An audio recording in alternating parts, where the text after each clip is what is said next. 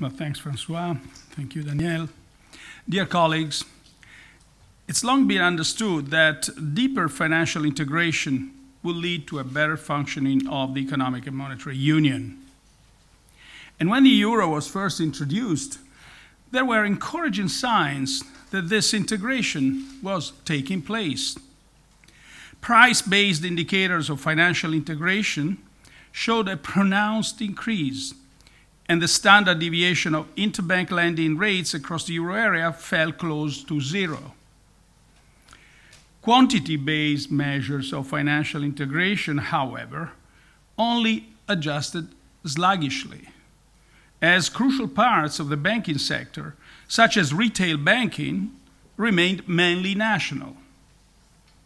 Financial integration proved to be shallow and reversible. At the outbreak of the crisis, interbank markets fragmented along national lines and threatened the integrity of the single currency, laying bare the existing fault lines in our monetary union. One of these fault lines was the fragmented system of national supervision and resolution. The tendency of supervisors to promote and defend national champions often prevailed over the union's pursuit of efficiency and stability. Measures deployed during the crisis, such as liquidity ring fencing, may have focused on securing domestic financial stability, but they neglected the adverse external effects on other countries. Domestic policies thus tended to reinforce negative spillovers and exacerbate systemic risk across the euro area. The banking union addresses these shortcomings by pooling national financial policies at EU level. It has two main objectives: ensuring that banks are sound and encouraging deeper integration in the banking sector. European supervision makes a significant contribution to these objectives. Stronger and uniform supervision leads to resilient banks and provides a more coherent policy framework for cross-border lending. European supervision brings three important benefits when compared with the fragmented system of national supervision. First, it does harmonize supervisory practices. It has merged the 19 national approaches into one single supervisory method. The supervisory review and evaluation process allows supervisors to treat all banks equally by measuring risks against the same yardstick and setting capital requirements accordingly. Risk assessments have become more harmonized and systematic, significantly improving the consistency with which capital add-ons are applied across banks. The correlation between banks' risk profiles and capital requirements increased to 82% in 2017 from just 40% in 2014. In other words, banks with equivalent risk profiles in the euro area now face, by and large, similar capital requirements. Second, European supervision adopts a system-wide perspective when monitoring and mitigating risks. Supervisors can draw on a comprehensive data set and information on banks across the euro area. On this basis, experienced staff from 28 different countries can make comparisons, spot common weaknesses, and monitor potential channels of contagion. This has two benefits. It helps to address systemic risks, as better analysis of cross-border linkages and spillovers improves the coherence of macroprudential policies set by national authorities and the ECB, which contributes to reducing excessive risks and cross-border externalities. And it does support the identification of bank-specific risks. For example, supervisors have developed analytical tools to carry out detailed comparative assessments of banks' business models. Comparisons with peer groups have helped identify bank-specific issues early on, which are then addressed with each bank individually. The third benefit of European supervision is that it reduces the fragmentation in the supervisory framework. In the past, broad discretion in applying EU rules led to significant national differences in key prudential aspects, such as the definition of funds or capital and liquidity requirements. The resulting divergences in the capital strength of banks undermine their confidence in their soundness. European supervisors identified 175 options and discretions available under EU law, 130 of which are available to national supervisors and are now applied in a uniform way across the euro area. More harmonized rules have helped to rebuild confidence in banks and reduce compliance costs for cross-border groups.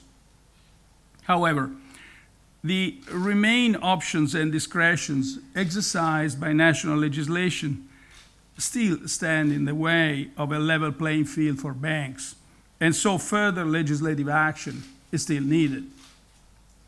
Similarly, the decision as to whether a bank should be resolved or liquidated is made more difficult by different insolvency rules. As a result, some harmonization of national insolvency rules is needed to make European resolution more effective. Overall, however, there are these three qualitative benefits of European supervision, and they have been instrumental in making banks more resilient. Substantial risk reduction has also taken place. The CET1 ratio of banks supervised by the ECB increased, as François was just reminding us, by 300 basis points between the end of 2014 and the end of 2017. And funding and liquidity are now more stable. In the same period, banks raised their leverage ratios from 4.9 to 5.8%, catching up with their US peers. Banks' improved strength helps them withstand potential shocks. Recent ECB analysis, as that was published in the latest Financial Stability Review, has shown that the majority of banks would maintain average capital buffers over 10% in the event of an adverse shock, such as a sharp repricing of risk premia or a strong economic slowdown. Despite having a single supervisor and more harmonized rules, the banking market in Europe remains fragmented. 86% of euro area bank lending to firms and households was domestic in 2017. And cross-border consolidation, which is one way to increase cross-border lending, has recently reached new historic lows.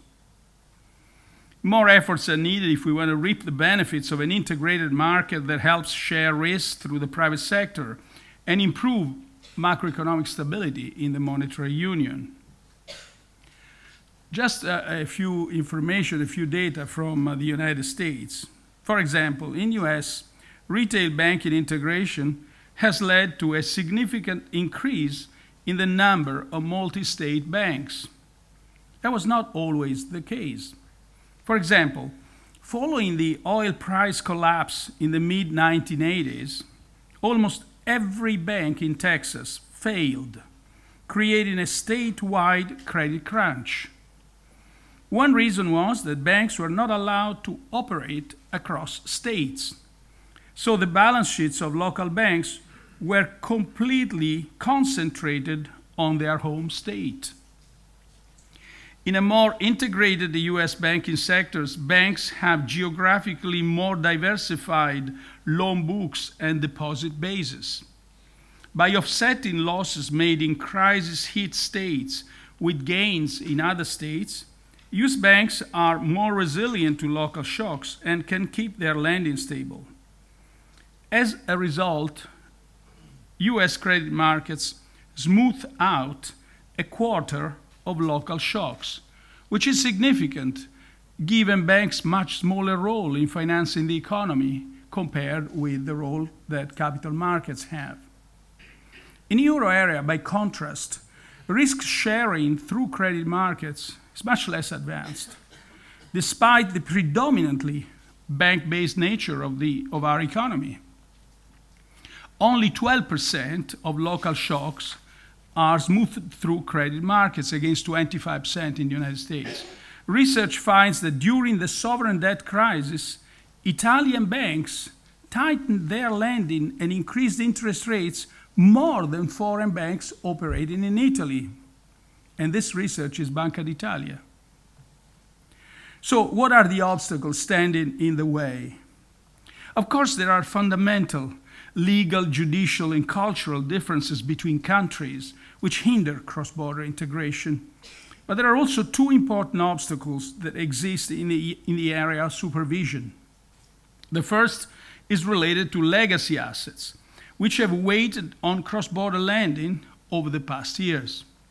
Banks with high levels of legacy assets have reduced their cross-border exposures in an effort to shore up impaired balance sheets. They have also kept their lending low as their ability to build up capital is limited. Similarly, low profitability and uncertainty regarding the valuation of legacy assets reduce the appeal of cross-border M&As, as banks still expect larger gains from internal restructuring and cost-cutting. Significant progress has been made in reducing legacy assets, which include non-performing loans and level 2 and 3 exposures. Over the past 3 years, the NPL stock of significant banks decreased by 1/3. Targeted supervisory action helped banks to draw up ambitious reduction plans and governance structures for the disposal of NPLs. And more uniform supervisory standards and stricter classification make it less likely that new NPLs will emerge in the future. But while NPLs are washing out as the economy strengthens, supported by our accommodative monetary policy, the NPL ratios of euro area banks are still higher than those in the United States. Further efforts are needed from banks, supervisors, and regulators to reduce the remaining stock of NPLs, especially in those countries where the NPLs ratios are especially high. European supervision also needs to continue and extend its work on the valuation of level 2 and 3 exposures. The share of level 1, 2, and 3 assets on the balance sheets of significant institutions has come down from above 30% to 23% recently of significant institutions' total assets. Especially level 3 assets decreased from 188 billion to 132 billion, constituting less than 1% of significant institutions' total assets. But although the average share of level 3 assets on the balance sheet of the largest euro area banks is now kind of lower than US banks, some banks in euro area individually still have a high shares of level 3 assets if compared with their international competitors. And this unquestionably hampers further bank consolidation in the EU. It's crucial that banks have sound and effective valuation and risk management frameworks in place. Therefore, sustained supervisory efforts are needed to identify and address potential problems with banks' valuation and classification methods. The second obstacle to cross-border integration lies with the prudential framework. At present, regulatory capital cannot be freely allocated across subsidiaries of cross-border groups. Banks are required to comply with capital requirements on a standalone basis, and waivers can only be applied to domestic banking groups.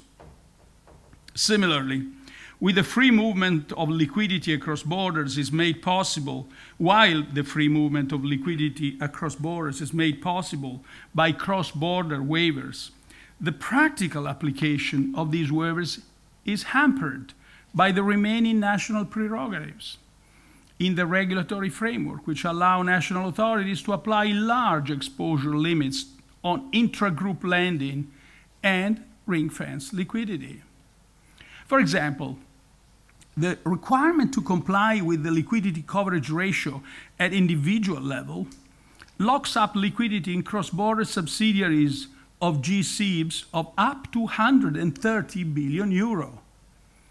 Some of this liquidity could potentially be freely allocated if impediments such as large exposure limit on intragroup lending were removed and euro area waivers granted. The effects may be significant given the importance of intragroup lending in the euro area, which in 2017 accounted for 70% of all cross-border lending. The free movement of funds is a precondition for a single banking market. With the establishment of European supervision, there is less reason to restrict this free movement. European supervision is able to identify and address financial stability risks posed by cross-border groups, reducing the need for national safeguards. And this is all the more true as national safety nets for resolution and deposit protection are gradually being shifted at EU level. Removing the obstacles to the free movement of funds could improve financial integration by allowing banks to allocate resources efficiently across countries. US banks, for example, rely on intragroup funding to respond to local shocks and manage the credit growth of their subsidiaries, allowing them to keep their lending and income streams more stable in front of economic fluctuations. Other regulatory factors are also hampering cross-border integration. Currently, the international regulatory framework doesn't treat the euro area as a single jurisdiction for the purposes of calculating capital surcharges. In other words, intra-euro area cross-border loans from euro area banks are considered foreign loans, leading to a higher systemic risk scores and capital requirements relative to their international peers.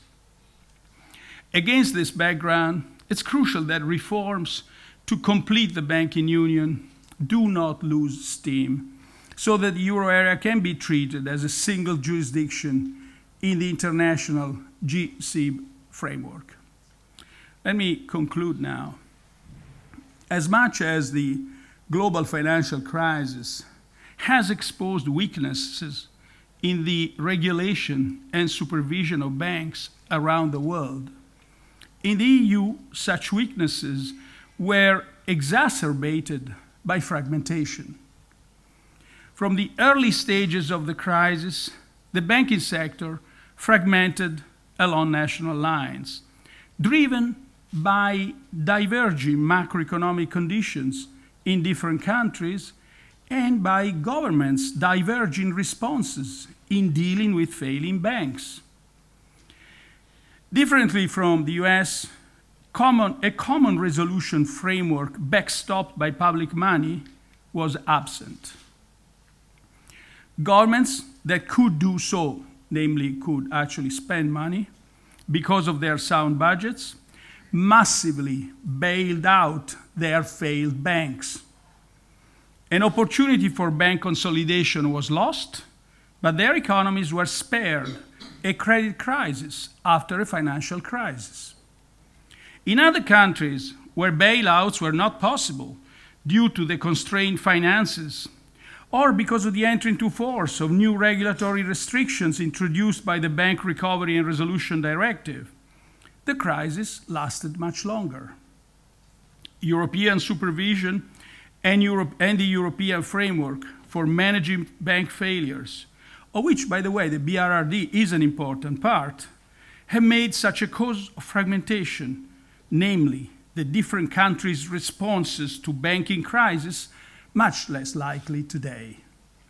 But more, certainly more, needs to be done. Progress in completing the banking union namely, first, harmonizing options and discretions, completing resolution, and laying the groundwork for the creation of an effective deposit insurance is essential, and I'm confident that significant steps in this direction will soon be taken.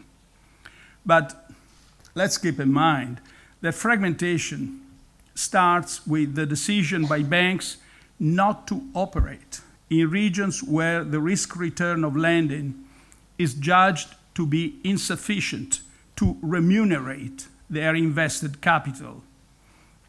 Ultimately, what ensures a steady flow of bank lending to the economy, even in times of unforeseen stress or disruption, is a growth-friendly environment, which can only be assured by the appropriate government policies. Thank you.